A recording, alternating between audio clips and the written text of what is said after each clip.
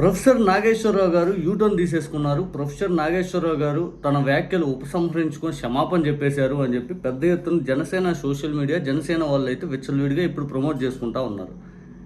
అసలు నాగేశ్వరరావు గారు ఫేక్ ఎలిగేషన్లు చేశారు, ఇదిగో ఆయన అందుకే క్షమాపణ చెప్పారని మాట్లాడుతున్న వ్యక్తులకి నాగేశ్వరరావు గారికి ఏదైతే రాత్రి మాట్లాడినటువంటి డిబేట్లు కొంత కట్ చేసి ప్రమోట్ చేసుకోవడం కాకుండా పూర్తిగా చూపిస్తే బాగుండేది.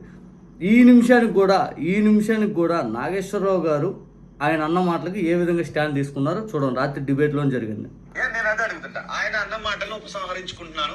నాకు వచ్చిన సోర్స్ ద్వారా నేను ఏదైతే విన్నానో అది చెప్పానో దాన్ని క్రాస్ చెక్ చేసుకుని చెప్పుంటే బాగుంటుంది. అది క్రాస్ చెక్ చేసుకుని చెప్పాను. క్రాస్ చెక్ చేసుకుని చెప్పారా? మరి ఎందుకు చర్చ ట్రాప్ తప్పదు? చర్చ ట్రాప్ తప్పి అసలు విషయం పక్కకు పోదు. ఒకటి నాదన్న మనోహర్ చాలా గౌరవంగా మాట్లాడాడు. నాగేశ్వర గారు, మీరు మనస్ఫూర్తిగా ఉపసంహరించుకున్న తర్వాత దాని చర్చ మళ్ళీ మీరు ఆ డిబేట్ చేస్తారు. అసలు డిబేట్కి వెళ్ళండి. అసలు debate who is preventing Jagan's case to come to logical end. ఇది టీడీపీ రెండు పాయింట్లు. జగన్ ని అరెస్ట్ చేయకుండా బీజేపీ కాపాడుతుంది. నాగేశ్వరరావు గారు ఏం చెప్పారు?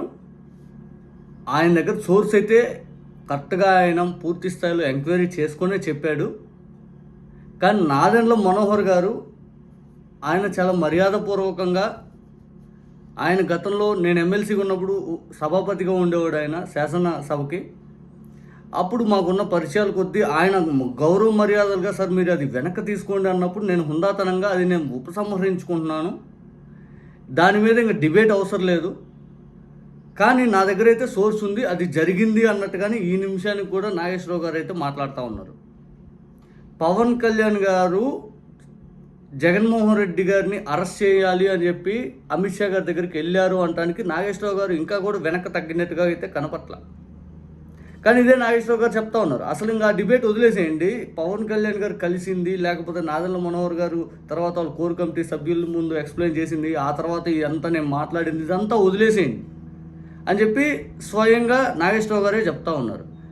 ఇక్కడ పూర్తి స్థాయిలో ఇక ఆ చర్చ కూడా నాగేశ్వరరావు గారు ఇష్టపడట్లేదు కాబట్టి మనం కూడా ఇంకా పదే మాట్లాడటం కూడా కరెక్ట్ కాదు. ఎందుకంటే మాట్లాడింది ఆయన, ఈ కూటమి ప్రభుత్వం ఆయన్ని భయపెట్టి లేకపోతే ఇబ్బంది పెట్టి ఆయన మీద కేసులు పెడతామని చెప్పినా కూడా దానికి కూడా ఆయన స్టేట్మెంట్ ఇచ్చాడు. అసలు భయపడేవాడిని, కేసులు పెట్టేవాళ్ళు లేకపోతే ఇబ్బంది పెట్టేవాళ్ళు అనుకుంటే, నేను స్టూడెంట్గా ఉన్నప్పుడే ఎన్నో పోరాటాలు చేశాను, అసలు లైఫ్ని తెగించే వచ్చాను నేను అన్నీ. ఆయన ఏదో చెప్పాడు, జీనాహతో ఏదో చెప్పాడు, కథ ఏదో చెప్పాడు ఆయన. ఆ మాటకు కూడా నేను అన్నీ దాటుకొని అన్నీ చూసే వచ్చాను, అన్నీ చూస్తానని తెలిసి ఆ రోజు దూకాను, మరి ఈ రోజు ఎందుకు భయపడాలి, నేను ఇంకా వెనక్కి తగ్గేదని రేపు కూడా విమర్శిస్తాను అది ఇదని చెప్పి నాగేశ్వరరావు గారు మాట్లాడుతూ ఉన్నారు. ఇక తెలంగాణ వాడు నీకేం పని అబ్బాయి, ఇక్కడ ఆంధ్రాలో ఐదంటే మరి దేశవ్యాప్తంగా ప్రతిదీ మనం మాట్లాడుతూ ఉంటాం కదా, దాంట్లో మరి దేశంలో మిగిలిన రాష్ట్రాలు ఎందుకు తప్పట్లేదు, విజయ్ గారిని అక్కడ గెలిస్తే మనం ఎందుకు విశ్లేషణ చేశాము, ఇదంతా ఆంధ్ర పాలిటిక్స్ వరకు భావస్వేచ్ఛ ప్రకటన లేనట్టుంది అన్నట్టుగా ఆయన మాట్లాడటం జరిగింది. ఇంకా కూడా నాగేశ్వరరావు గారు మాట్లాడుతూ, మీకు ఎవరు చెప్పారు సోర్స్ అంటే ఆ విషయం నేను బయట చెప్పాల్సిన అవసరం లేదు, ఆ విషయం కూడా నేను ఎక్కడ మాట్లాడదలుచుకోలేదు, అది సుప్రీంకోర్టు గైడ్లైన్స్ కూడా ఇచ్చేసింది, ఎవరైనా కానీ ఎక్కడైనా కానీ ఒక వ్యక్తి మనకు ఏదైనా సమాచారం ఇంటర్నల్గా ఇస్తే ఆ వ్యక్తి పేరు బయట చెప్పి మనం చెప్పాల్సిన పని లేదు, ఆ వ్యక్తికి స్వేచ్ఛను కూడా మనం ప్రొటెక్ట్ చేయాల్సిన బాధ్యత ఉంది అని చెప్పి సుప్రీంకోర్టు గైడ్లైన్స్ని ఆయన అక్కడ ప్రస్తావించడం జరిగింది. ఇంత జరుగుతున్నా కూడా పూర్తి స్థాయిలో నాగేశ్వరరావు గారి పైన విచ్చలవిడిగా జనసేన సోషల్ మీడియా, వాళ్ళ పార్టీ నాయకులు, నాగబాబు గారు అసలు విచ్చలవిడిగా ప్రతి ఓళ్ళు వచ్చి మాట్లాడుతూ ఉన్నారు. సరే, వీళ్ళు ఇప్పుడు ఇది అవాస్తవాన్ని మాట్లాడే వాళ్ళందరికీ నేను ఒకటి గుర్తు చేస్తున్నా, ఏ సోర్స్ ఉందని ఏ కేంద్ర నిఘా వర్గాలు చెప్పినాయి అని చెప్పి 33,000 మంది అమ్మాయిలు దాటిపోయారు, హ్యూమన్ ట్రాఫికింగ్ వాలంటీర్లు చేశారని మాట్లాడారు.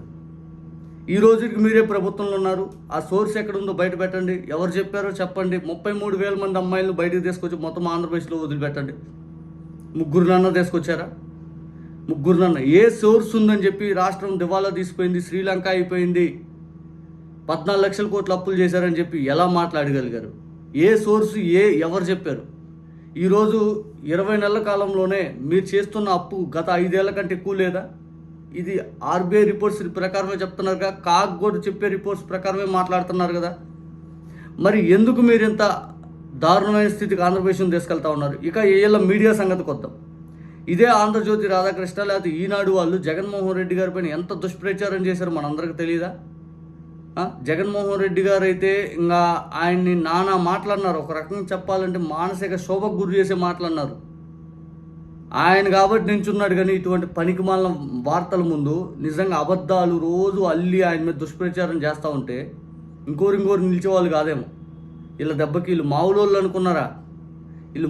అనుకున్నారా? ఆంధ్రజ్యోతి కానీ ఈనాడు కానీ టీవీ వాళ్ళు కానీ మానసిక శోభ అంటే ఎందుకు క్రియేట్ చేస్తారు అవతల వాళ్ళకి? మళ్ళీ వీళ్ళ మీద ఏమన్నా తిరిగేదని ఒక మాట అంటే మమ్మల్ని అన్నారు మహాప్రభు, మమ్మల్ని అన్నారు మేము ఉత్తములు, జాతీయోద్యమం చేసిన వాళ్ళు, ప్రపంచ దేశాలను కాపాడిన వాళ్ళు, మా అంత గొప్పోళ్ళు లేరు, మా అంత వీరులు లేరు, మా అంత సూర్యులు లేరు, మా అంత ఇంక ఎవరికంటే కూడా మేము తీసిపోము, అసలు బ్లాక్ డేలు, వైట్ డేలు, ఎల్లో డేలు అన్నీ పెట్టేవాళ్ళు వీళ్ళు వదిలితే. వీళ్ళేం మళ్ళీ అవతలకి వచ్చి నిధులు చెప్తూ ఉంటారు. ఏం భారతి గారిని ఢిల్లీ మద్యం కుంభకోణంలో ఉన్నారు ఆమె అని చెప్పి పేరు అప్పుడు విచ్చలవిడిగా ప్రమోట్ చేశారు. అసలు ఆ ఢిల్లీ మద్యం కుంభకోణమే లేదని చెప్పి ఈ మధ్య ఢిల్లీ హైకోర్టు తీర్పిచ్చింది. అసలు భారతి గారికి సంబంధం లేని దాంట్లో ఆమెను తీసుకొచ్చారు. ఋషికొండలో ప్రభుత్వ భవనాలు అయితే జగన్ గారి భవనాలు అని చెప్పారు.